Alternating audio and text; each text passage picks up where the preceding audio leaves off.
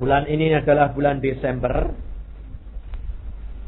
Kalau ulang tahun itu biasanya yang diberi hadiah yang ulang tahun yang memberi hadiah ulang tahun.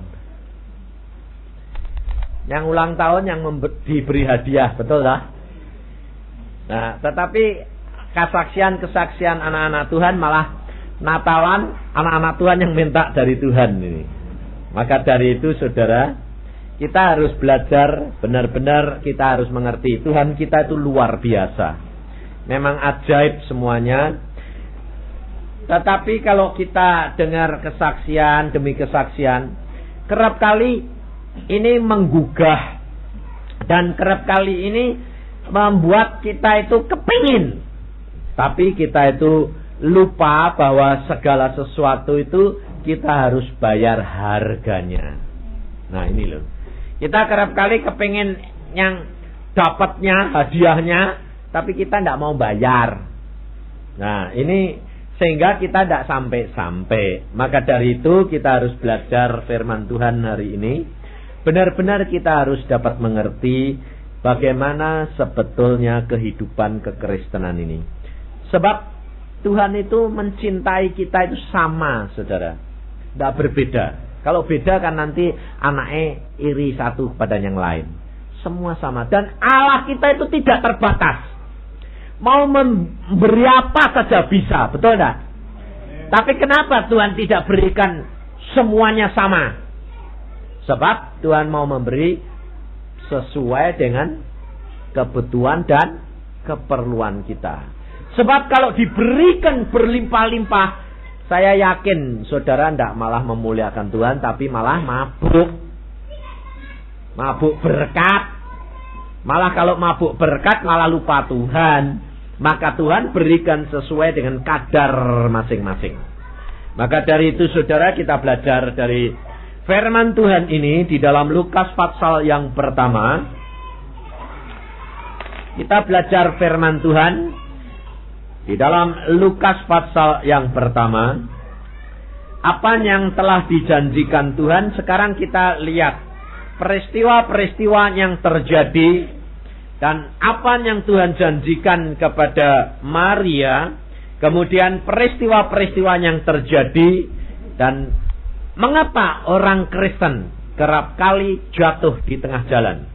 Karena apa? Karena dia tidak belajar dari firman Tuhan dan dia tidak melihat apa yang difirmankan Tuhan itu dengan visinya Tuhan. Kita kerap kali melihat dengan visi kita sendiri. Maka malam hari ini kita belajar.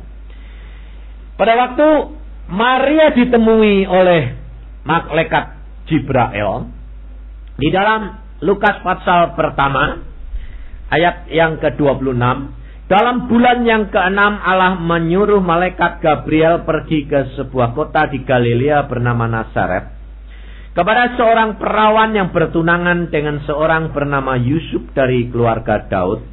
Nama perawan itu Maria. Ketika malaikat itu masuk ke rumah Maria, ia berkata, "Salam hai engkau yang dikaruniai, Tuhan menyertai engkau." Maria terkejut mendengar perkataan itu, lalu bertanya di dalam hatinya, apakah arti salam itu? Kata malaikat itu kepadanya, "Jangan takut hai Maria, sebab engkau beroleh kasih karunia di hadapan Allah. Sesungguhnya engkau akan mengandung dan akan melahirkan seorang anak laki-laki, dan hendaklah engkau menamai dia Yesus. Ia akan menjadi besar dan akan disebut anak Allah yang maha tinggi. Dan Tuhan Allah akan mengaruniakan kepadanya tahta Daud bapak leluhurnya, dan ia akan menjadi raja atas kaum keturunan Yakub sampai selama-lamanya. Dan kerajaannya tidak akan berkesudahan." Sampai di sini. Kalau saudara dan saya perhatikan firman Tuhan ini, Gabriel ini berkata kepada Maria bahwa engkau akan mengandung. Nah, perkara masalah-masalah di mana Maria bingung, di mana Maria tidak bisa mengerti, itu jadi masalah dikupas dalam bidang yang lain. Sekarang kita berbicara perkara janji Allah melalui Gabriel kepada Maria. Anak yang akan lahir itu akan menjadi raja. Dia akan menduduki tahta Daud dan selama-lamanya. Jikalau saudara mendapat firman Tuhan seperti yang didengar oleh Maria ini, bagaimana pikiran saudara? Pasti punya pikiran dan punya visi, pandangan bahwa Maria ini nanti akan menikmati hidup yang penuh dengan kelimpahan dan kehormatan. Betul tidak? Hah? Tapi pikiran Maria ini, pikiran saudara ini, yang saudara renungkan dan yang saudara bayangkan ini, jasmani atau rohani? Jasmani. Ya toh? Kalau malaikat sendiri berkata, Maria, engkau adalah orang yang diberkati, dikaruniai oleh Allah. Kau akan mengandung anak yang akan kau lahirkan, itu akan menjadi raja. Dan akan tahtanya selama-lamanya, tidak berkesudahan. Dan bahkan di situ dikatakan dia disebut anak Allah yang maha tinggi. Wah. Lalu pikiran Maria mestinya apa? Wah, ini nanti aku bakal jadi ibunya raja. Pasti akan hidup berkelimpahan, pasti hidup penuh dengan kehormatan, betul tidak? Kemudian pada waktu Yesus lahir, apa terjadi? Orang Majus datang. Bawanya apa? Emas, kemenyan dan mur. Kelihatannya bakal terjadi enggak? Iya, karena apa? Orang Majus berkata apa? Di mana raja orang Yahudi akan datang? Sudah lahir. Di mana raja orang Yahudi lahir? Pada waktu orang Majus itu datang dan menyembah Yesus yang masih bayi, dan mengeluarkan perbekalan, diteguhkan enggak? Apa yang dikatakan oleh malaikat Jibril ini? Diteguhkan enggak? Hah? Hati Maria rasanya kayak apa? Bangganya kayak apa? Lihat persembahannya, emas, kemenyan, mur. Wah, ini memang untuk raja. Wah, mesti rasanya itu mantap. Lalu angan-angannya apa? Gede. Yesus gede, jadi besar, jadi semuanya. Betul tidak? Dan pada waktu Yesus berumur 12 tahun, orang Farisi, ahli Taurat semua mengakui, wah ini luar biasa, ini pengetahuannya luar biasa. Siapa yang ngajar kamu? Dan Yesus pada waktu ditanya, Nak, mengapa kamu berbuat ini? Dia berkata, kenapa kamu tidak tahu bahwa aku harus di rumah Bapakku? Wah, jelas anak Allah, diteguhkan lagi. Saudara tahu? Tetapi ada ayat yang lain. Saudara harus perhatikan. Allah melalui hambanya dia berbicara. Coba kita lihat di dalam Lukas pasal yang kedua. Ayat yang ke-29 mulai. Sekarang Tuhan, biarkanlah hambamu ini pergi dalam damai sejahtera sesuai dengan firman-Mu. Sebab mataku telah melihat keselamatan yang daripadamu, yang telah Engkau sediakan di hadapan segala bangsa, yaitu terang yang menjadi kenyataan bagi bangsa-bangsa lain, dan menjadi kemuliaan bagi umat-Mu Israel. Maria mendengar doa daripada seorang yang tua ini. Dia merasa diteguhkan lagi. Tetapi di samping itu, orang tua ini, Simeon ini, yang tua ini, dia ngomong pribadi kepada Maria. Ayat 23, ayat 33. Dan bapak serta ibunya amat heran akan segala apa yang dikatakan tentang dia. Heran, karena apa? Karena pandangan Maria, karena visi Maria, karena pikiran Maria. Wah, semuanya kok cocok. Betul tidak? Dan kira-kira hati Maria lebih bangga tidak? Lebih bangga. Lebih yakin. Pasti terjadi. Tetapi apa kata ayat 34? Lalu Simeon memberkati mereka dan berkata kepada Maria ibu anak ini, Sesungguhnya anak ini ditentukan untuk menjatuhkan atau membangkitkan banyak orang di Israel. Dan untuk menjadi suatu tanda yang menimbulkan perbantahan. Dan suatu pedang akan menembus jiwamu sendiri. Supaya menjadi nyata pikiran hati banyak orang.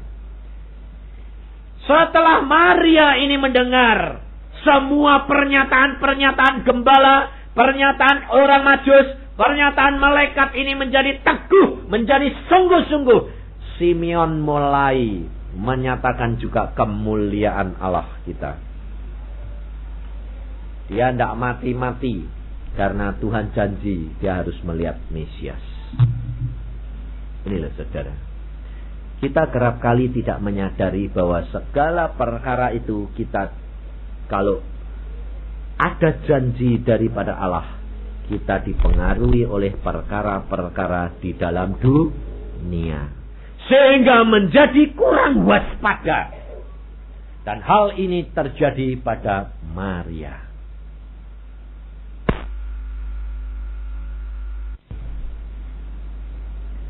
Bilang apa? Itu firman buat saya. Nanti kalau Yusak datang lagi itu, saya tidak ketemu dia. Nah, pada waktu sakit, ini kena koma. Ternyata mengalami koma agak lama. Kemudian saya dihubungi untuk minta berdoa. Tapi jadwal saya penuh. Bisanya itu karena rumahnya di dekat sini. Jadi sekalian mau pelayanan, mampir sana 5:30. Ya oke. Antara 5:30 jam 6 janjian. Sampai sana malah sudah mati. Dan tidak bisa saya lihat mayatnya lagi. Sudah ditutup dalam peti. Loh, cocok enggak? Persis enggak? Enggak bakal ketemu. Lalu anaknya tadi bilang, memang papa sudah bilang kok Pak Yusak. Nanti kalau Yusak datang lagi, aku enggak bakal ketemu. Karena firman yang diucapkan dia itu aku. Si Om ini. Dan memang jadi. Nah, pada waktu di jalan tadi saya belum tahu kalau ini Om sudah pulang. Saya bilang, ini koma. Om, berarti masih bisa setengah ketemu ya toh? Tapi sampai sana, loh, lah kok ada keran? Lalu tak pikir belum ditutup. Biasanya pagi mati, masuk jamnya gini sudah ditutup. Saya sampai sana, sudah ditutup rapat. Loh kok sudah ditutup? Iya, baru sore tadi upacara penutupan. Saya pikir, oh ya memang tidak boleh ketemu sungguh-sungguh ini. Jadi benar-benar sampai rupanya saya tidak ketemu lagi.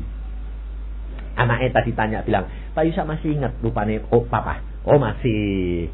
Wong dia dulu tuh duduknya di depan. No. Memang saya terasa ini orang ada salah satu ini siapa ini? Saya pikir yang paling tua mana? Yang paling tua malah masih kemarin saya khotbah di Ambengan masih. Tidak taunya Om ini yang pulang. Loh, saudara tahu? Kita itu kerap kali itu membayangkan tuh saya sendiri. Kerap kali kalau Tuhan berfirman gitu, terus saya bilang, loh Tuhan aku kok tadi ngomong itu tuh buat siapa? Ya tak pikir-pikir ya yang paling tua toh ya dak. Lihat toh logis toh ya dak. Lah saudara coba bayangin. Kalau mau pulang ya mesti dihitung-hitung yang paling tua toh ya dak. Ndak taunya justru yang ndak pulang-pulang, yang lain lebih berat. Maka dari itu saudara kita itu harus belajar akan firman Tuhan ini. Simeon ini dia mulai bernubuat perkara apa yang akan dialami oleh Maria. Dan dia berkata, anak ini menjadi satu perbantahan. Loh, padahal dinubuatkan menjadi raja, dia akan berkuasa, kerajaannya akan kekal. Tetapi Simeon mulai mengatakan, firman yang lain mulai masuk, menjadi perbantahan. Dan satu pedang akan menusuk hatimu. Nah, saya yakin Maria pasti tidak akan memperhatikan ini. Tapi yang dipikirkan apa? Tahta. Betul tak? Kedudukan. Lalu apa? Harta benda mewah. Betul tak? Tetapi ditunggu-tunggu Yesus sampai umur 30 tahun tetap nongkrong di rumah jadi tukang kayu. Kira-kira saudara, ibunya Maria ini mulai goyah rak pikirannya. Lu katanya jadi raja, kok ndak kerja, ndak keluar, bantu ayahnya jadi tukang kayu, terus Loh, ini lalu raja apa? Saudara tahu? Mulai goyah. Lalu setelah umur 30 Yesus keluar mengajar. Dan setelah baru mengajar sebentar, apa terjadi? Coba kita baca di dalam Markus pasal yang ketiga. Ayat yang ke-20, 21.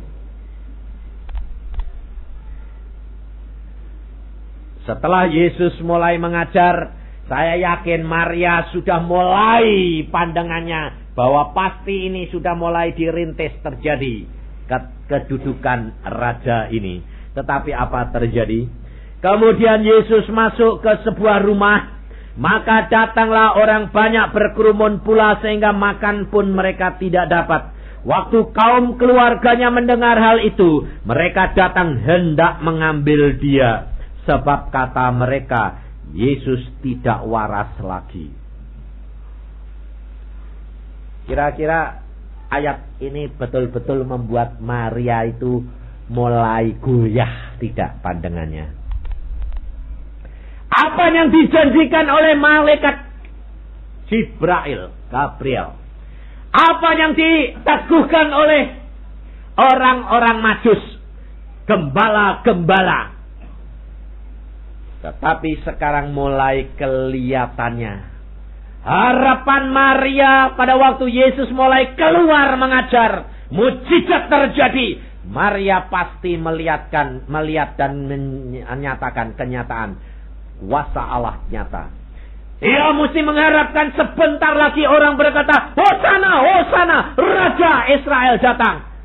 Tapi ternyata beberapa saat kemudian orang berkata mulai tidak waras. Ada satu perkara yang seolah-olah kontradiksi, saudara tahu, bertentangan. Seperti yang disaksikan oleh anak Tuhan tadi, Singguan tadi, apa? Dia berdoa untuk anaknya supaya dibebaskan. Malah ditumpangi tangan, kok malah tidak sembuh, malah sakit. Kita kerap kali goyah ndak iman kita kalau menghadapi kenyataan-kenyataan begitu. Hah? Nah, sekarang saudara harus bagaimana menjadi orang Kristen supaya tidak goyah dan jatuh. Sekali saudara sudah dapat firman daripada Tuhan, itu pegang. Dan jangan goyah apapun yang terjadi. Sebab di dalam perjalanannya itu segala sesuatu bisa terjadi seolah-olah bertentangan. Tetapi jikalau engkau berpegang teguh akan apa yang Allah sekali sudah firmankan, kau tidak akan tergelincir. Kau tidak akan luka hatimu. Karena apa? Karena engkau tahu bahwa apa yang difirmankan oleh Allah pasti harus terjadi. Apa saja. Tetapi jikalau engkau goyah, apa terjadi? Kau akan jatuh. Contohnya, pada waktu Nabi Biliam diberitahu oleh Tuhan, kau tidak boleh ikut diundang Raja Median. Tapi Biliam bilang, aku tidak ikut. Pertama, lalu didatangi lagi yang kedua. Lalu dia bilang, Allah ini boleh ikut tak? Siapa orang itu? Manggil saya lagi. Biliam mulai goyah karena apa? Hadiah yang besar. Lalu Biliam berkata, boleh ikut tak? Tuhan berkata, oke, kalau dia maksa ikut-ikut. Dia ikut, keledai berbicara menghambat dia. Tetapi dia jalan terus. Apa akibatnya? Dia mati, tidak menikmati akan berkat-berkat dan kemuliaan Allah. Saudara tahu? Kehidupan kekristenan ini, kita dibelajar oleh firman Tuhan ini supaya apa? Supaya saudara ini belajar dan dalami, mengerti rencana Allah dan cara Allah bekerja, cara Allah melakukan segala firman-Nya. Cara Allah menggenapkan firman-Nya itu bagaimana? Supaya saudara tidak tergoyahkan di dalam pemrosesan yang terjadi dalam hidup saudara dan saya. Maria dia melihat mulai Yesus tidak waras. Dan mulai dia mau mengambil Yesus. Tapi Yesus tidak tergoyahkan. Kita harus belajar dari pengalaman-pengalaman Maria dan pengalaman daripada Yesus pribadi. Maria tergoyahkan. Dan pada waktu Yesus sebentar dikatakan Hosana, Hosana, Maria mengatakan, wah ini sudah mulai waktunya jadi. Tapi 3 hari kemudian salibkan dia. Bagaimana hancurnya hati Maria pada waktu melihat Yesus di atas kayu salib. Semua bayangan yang ada di dalam otak dan hati Maria luluh, hancur. Betul enggak? Melihat Yesus memikul salib dan Yesus dipaku di atas kayu salib. Semua harapan Maria menjadi runtuh. Maka dari itu saudara, kita harus belajar benar-benar. Tetapi apa yang dialami oleh Yesus? Yesus berkata di dalam Yohanes, kita lihat di dalam Injil Yohanes pasal yang ke-14.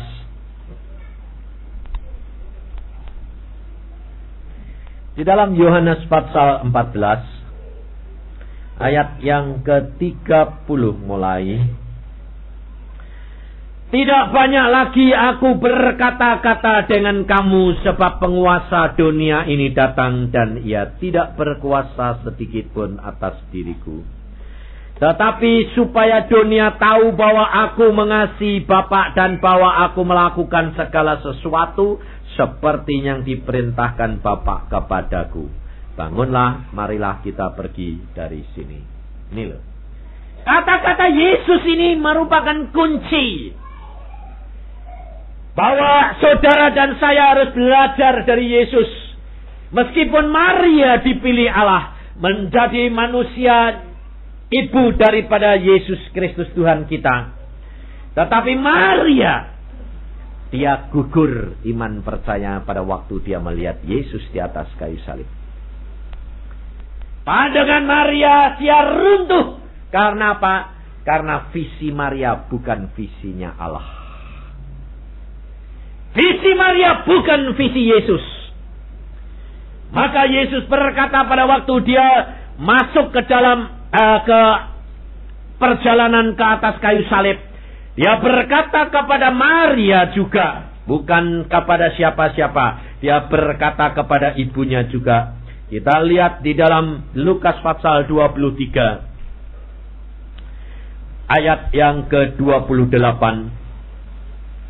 Ayat 27 dulu. Sejumlah besar orang mengikuti dia, di antaranya banyak perempuan yang menangisi dan meratapi dia. Yesus berpaling kepada mereka dan berkata, hai putri-putri Yerusalem, janganlah kamu menangisi aku, melainkan tangisilah dirimu sendiri dan anak-anakmu. Sebab lihat, akan tiba masanya orang berkata, berbahagialah perempuan mandul dan rahimnya tidak pernah melahirkan, dan yang susunya tidak pernah menyusui. Maka orang akan mulai berkata kepada gunung-gunung, runtuhlah menimpah kami, dan kepada bukit-bukit timbunilah kami. Sebab jikalau orang berbuat demikian dengan kayu hidup, apakah yang akan terjadi dengan kayu kering? Yesus ditangisi oleh perempuan-perempuan. Di antaranya siapa? Ibunya sendiri, Maria. Tapi apakah Yesus merasa dia perlu dikasihani? Tidak. Dia berkata, tangisi dirimu sendiri, jangan menangisi aku. Visi ini loh saudara, yang tidak tergoyahkan dengan penderitaan. Karena dia tahu, dia punya visinya Allah Bapaknya. Allah sudah menetapkan dia bahwa dia harus jadi raja di atas segala raja. Bahwa dia dilahirkan dalam dunia. Dan dia akan menjadi raja di atas segala raja. Segala kuasa di dunia dan di surga menjadi di dalam tangan dia. Kapan? Pada waktunya nanti Bapak sudah menganugerahkan kepada dia. Bapak sendiri yang menetapkan segala perkara. Tetapi di dalam perjalanan hidupnya, di dalam pemrosesan itu, dia harus melalui kayu salib. Dia tahu. Dan dia punya visinya Allah.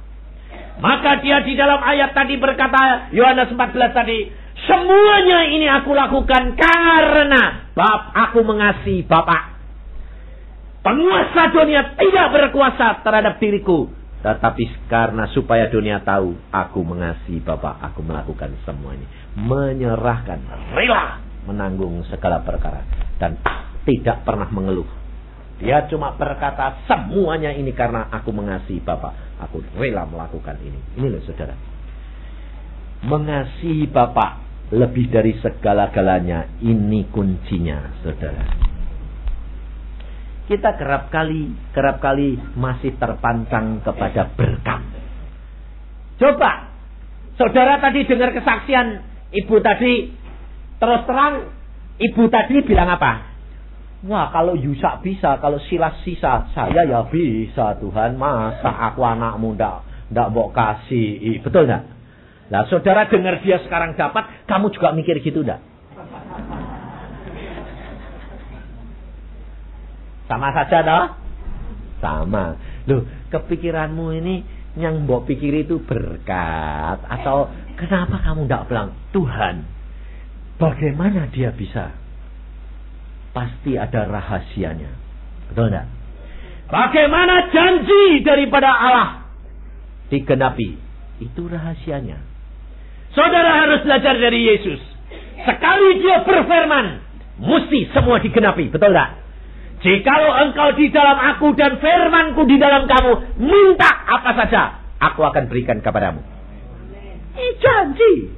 Loh. Saudara itu harusnya jangan bilang, Tuhan kalau dia dapat ya aku dapat toh. Loh, saudara harusnya begini. Aku percaya Tuhan, dia juga bisa, aku juga bisa. Tetapi apa yang aku harus bayar? Berikan aku mengerti supaya aku bayar harga itu. Loh, saudara, cari kuncinya, jangan cari berkatnya. Sebabnya kalau kamu nanti iri berkatnya jadi iri hati. Kalau sudah iri hati, jadinya lalu tidak puas, kecewa. Lalu kecewa, lalu menolak Tuhan. Malah tidak dapat berkat, malah dapat laknat. Tidak dapat untung, lalu buntung. Dipentung. Maka dari itu kita harus belajar dari visinya Yesus, saudara. Dan kalau kita sudah berjalan benar-benar, bayar saja, bayar. Setiap orang itu punya jatah. Tidak usah takut. Ada jatahnya sendiri-sendiri. Tidak usah dikejar-kejar. Berkat ngejar saudara. Karena apa? Karena firman Tuhan berkata, aku akan perintahkan berkat untuk turun ke atas kamu. Loh, berkat yang kamu kejar atau berkatnya yang turun? Nyari kamu. Berkatnya turun nyari kamu. Tapi Irin ini kerjanya keras ngejar berkat.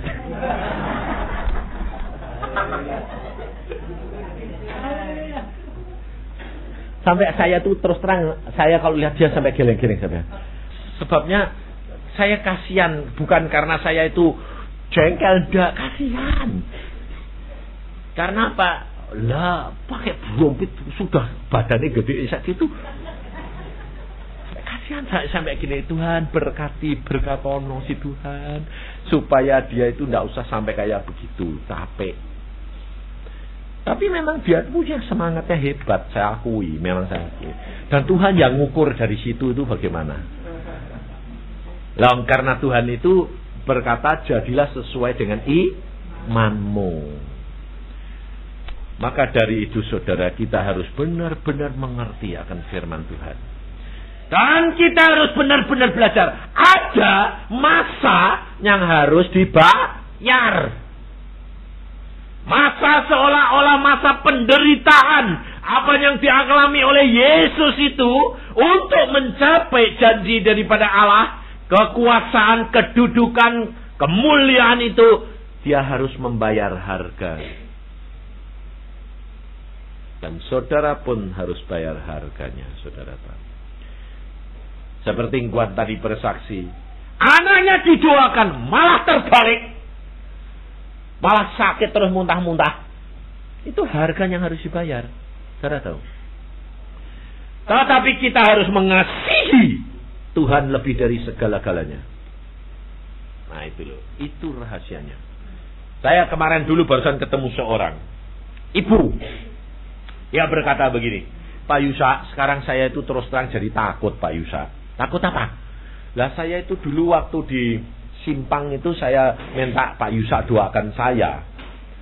Terus saya minta Pak Yusa tolong tumpangin tangan saya, doakan saya supaya saya ini bisa melakukan mencintai Yesus, melakukan segala sesuatu yang menyenangkan hatinya Yesus. Oke, saya doakan.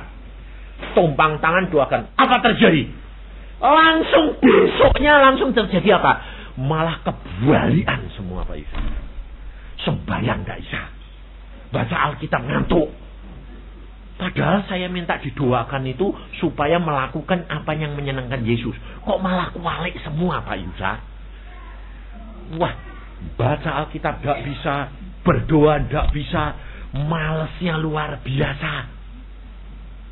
Lah saya kan didengar gitu kan saya jadi bingung sendiri loh. Saya longok-longok, saya berdoa sama Tuhan, Tuhan, lo ini minta didoa kayak gitu kok malah kualikan kabeh ini piye? Sampai malam tuh saya sembahyang, Tuhan, ini apa aku yang salah atau dia yang salah? Tuhan bilang, kan dia minta supaya melakukan yang menyenangkan hati Tuhan. Nah terus, lah di dalam dia ada yang Tuhan tidak suka, ya muncul semua toh. Kan dikorek keluar semua. Persis anak engguan tadi loh. Ditumpangi tangan, dibebaskan dari kenakalannya, malah muntah-muntah, malah sakit, malah bikin susah orang. Kualian dong. Saya bilang, Tuhan kok kualian semua? Lu katanya mau menyenangkan. Lah di dalamnya itu banyak sifat yang tidak senang. Ya tak keluar ke semua toh. Tetapi orang ini malah dikeluarke malah bingung, malah loyo. Malah bilang, wah wis ojo jaluk ditumpang-tumpangi lagi, medeni. Saya malah bilang gini, wah beneran Tuhan, jadi ndak orang ndak minta ditumpangi tangan satu-satu, capek. Saudara tahu, kalau apa yang kamu minta itu sebetulnya adalah perkara-perkara rohani, ya toh? Yang menyenangkan hatinya Tuhan itu perkara rohani atau jasmani? Rohani dan jasmani. Tetapi jikalau pikiranmu cuma perkara-perkara jasmani, apa yang kamu dapatkan? Kekecewaan. Betul? Kenapa kecewa? Karena tidak seperti yang kamu inginkan. Maka dari itu saudara, kamu harus belajar. Visi kita bukan visinya Tuhan. Kita harus punya visi, visinya Yesus. Tidak tergoyahkan dengan apa yang kita alami. Kesusahan, penderitaan, kita pegang akan firman Tuhan. Mesti terjadi. Tidak mungkin tidak terjadi. Hanya jalannya saja kadang-kadang itu justru ke sana, tetapi malah arahnya ke sana. Sebab ini saya alami pada waktu Tuhan berkata, rumahmu itu yang kamu dapat rumah itu, rumah yang aku berikan kepadamu itu di Jalan Gatot Subroto. Loh, Jalan Gatot Subroto di Bandung itu arahnya ke selatan. Saya tak lupa tanya nomornya, saya berdoa, Tuhan, nomornya berapa? Yang punya rumah siapa? Wong aku belum tahu. Sebab lupa tanya. Tuhan berkata, jalan saja. Saya naik skuter cari. Tuhan asal di perapatan saya bilang, ke kanan kiri terus. Kanan, kanan. Asal ada tikungan, terus kanan kiri, terus. Kiri kanan. Loh, saya bilang, loh Tuhan, wong Gatot Subroto itu di selatan, kok engkau tuntun aku ke utara, ke Cimbuluit? Tuhan berkata, nurut. Ya sudah. Sampai di Cimbuluit. Cimbuluit itu jalan buntu. Saya bilang, ini jalan buntu Tuhan. Jalan saja, nurut. Ya sudah. Nah, kalau ini menurut akal saya, Gatot Subroto itu selatan, ini saya dituntun ke utara, sudah tidak masuk akal. Masuk lagi ke jalannya buntu lagi. Loh Tuhan, ini tidak ada jeblosannya loh Tuhan. Nurut, ya sudah. Nah, setengah-tengah jalan Cimbuluit, nomor 80 atau 82, pintunya terbuka pagi-pagi itu. Tuhan berkata, masuk. Masuk. Loh. Setelah masuk, loh ini rumah siapa? Loh saya sendiri tidak tahu, tidak kenal. Saya malah tanya, ini rumah siapa? Sudah, tanya saja. Ya sudah. Saya tanya, kok tolong tanya. Lah yang punya rumah bilang, cari siapa? Lah cari siapa? Oh aku ya tidak tahu dewek. Aku cuma maaf mau tanya. Oh ya tanya apa? Kok yang punya rumah di Jalan Gatot Subroto? Oh ya saya punya. Dijual? Iya. Wah hati saya sudah wah pasti. Minta berapa? Minta 10 juta. Tidak punya duit. Orang punya duit cuma 5 juta. Kenapa? Saya ini kurang 1 jam kok mau pindah. Rumahnya tidak ada. Nah terus iya cari rumah. Loh kok tahu kalau saya yang punya? Lah ya Tuhan yang nuntun saya ke sini. Masuk rumah ini. Oh jadi engkau tidak tahu? Tidak tahu. Ya sudah. Pakai dulu. Yang penting tempatin. Langsung masuk. Sebabnya kurang 1 jam. Nanti bagaimana? Lah ya sudah toh. Saya bawa kunci ke sana. Pulang rumah saya bilang, ayo berangkat. Semua barang sudah di dalam mobil sama kereta. Ayo berangkat kemana? Gatot Subroto. Nomor berapa? 221 dulu. Sekarang 317. Sebelah mana? Tidak tahu. Rumahnya model apa? Tidak tahu. Sebelah sana apa sebelah sana? Tidak tahu. Diurut saja. Jadi kita tidak berani ngambil tengah-tengah jalan dari permulaan. Ngurut terus sampai sana. Oh ini rumahnya. Dibuka. Wah puji Tuhan sudah dapat rumah ini semua. Saudara tahu? Kehidupan kekristenan semuanya itu pekerjaan Allah tidak masuk akal. Kalau engkau nilai firman daripada Allah ini menurut kepikiranmu sendiri, kau tidak akan sampai akan janji daripada Allah. Kita harus baca firman, kita harus minta urapan Roh Kudus, kita berdoa, sekali Tuhan sudah berfirman, pegang. Jangan goyah. Meskipun kelihatannya itu bertolak belakang, jangan goyah. Apapun boleh terjadi. Dan kamu harus setia sampai mati. Maka Guan tadi anaknya bilang gitu, Tuhan, kalau sudah waktunya pulang harus mati. Pulang ambilan. Itu yang benar. Tapi kalau itu menurut orang dunia, dikatakan bapak gila. Kenapa? Tidak cinta anak. Anaknya barusan 1 loh tadi. 1 dil-dil. Tapi justru rela, justru Tuhan menyatakan kemuliaannya. Saudara tahu. Kita kerap kali jadi orang Kristen tuh gampang ngomong ya. Tapi coba kalau itu terjadi sendiri sama kamu. Coba berani lihat anakmu muntah-muntah 3 hari langsung kebirit-birit cari dokter. Betul tidak? Maka dari itu saudara, engkau ketinggalan kerap kali apa? Padahal Guan ini terus terang, ini tadi yang bersaksi tadi, jadi orang Kristen baru. Berapa tahun kamu Guan? 4 tahun barusan. Saudara jadi orang Kristen berapa puluh tahun? Hah? Belasan tahun toh? Tapi tidak dapat mujizat demi mujizat. Karena apa? Karena kamu percayanya itu hanya di mulut, di akal saja. Maka dari itu saudara, kita harus menyatakan bahwa firman Tuhan ini ya dan amin. Dan janji Allah ini luar biasa. Tetapi apa yang dialami oleh Maria? Maka pada waktu Yesus di atas kayu salib, dia lihat ibunya. Apa kata Yesus? Saudara tahu. Mengapa Tuhan Yesus berkata kepada Yohanes? Coba kita lihat. Pada waktu Tuhan Yesus di atas kayu salib. Di dalam Yohanes pasal 19. Ayat 26 dan 27. Ketika Yesus melihat ibunya dan murid yang dikasihnya di sampingnya, berkatalah Yesus kepada ibunya, "Ibu, inilah anakmu."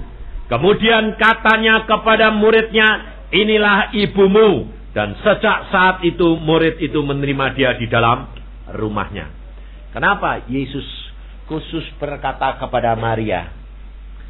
Pada waktu Yesus di atas kayu salib, sebelum dia mati, dia lihat ibunya dan dia lihat Yohanes Pembaptis berdiri di sebelah Maria. Kenapa Tuhan Yesus berkata, "Ibu, inilah anakmu. Anak, inilah ibumu." Kenapa Yesus menyerahkan, mengambil alih supaya Yohanes diambil alih oleh Maria sebagai anaknya? Sebab Maria punya pikiran hanya sampai kepada batas manusia, kedagingan. Maka Yesus sebelum mati, Yesus menyerahkan supaya mereka tahu, Maria tahu, bahwa nanti kalau Yesus itu bangkit, bukan anaknya, tetapi dia adalah Allah yang maha kuasa. Maka dia berkata kepada Maria, "Ibu, ini anakmu." Dan pada Yohanes, "Ini ibumu." Dia menyerahkan ibu anaknya ini secara manusiawi. Dan karena dia tahu, setelah dia mati, dia bangkit. Dia adalah Allah yang maha kuasa. Maka dari itu saudara, lihat apa yang Yesus lakukan. Sempurna, luar biasa. Maria hanya dipakai sampai batas anaknya mati. Selesai. Yesus berkata, "Itu anakmu, itu ibumu." Yesus menyerahkan kedudukan anak ini kepada Yohanes. Sebab kedagingan dia harus dilepaskan di atas kayu salib. Dia sudah bayar. Dan setelah itu dia adalah raja di atas segala raja. Dan Allah yang maha kuasa. Saudara tahu, inilah visinya, visi Allah. Demikian juga saudara sama saya. Sementara kita di dalam dunia ini, kita kerap kali punya pikiran kita jasmani, kita masih menderita, kita masih di dalam penderitaan dan pemrosesan. Tetapi satu saat kita akan diubahkan baru, dan kedudukan kita menjadi anak-anak Allah.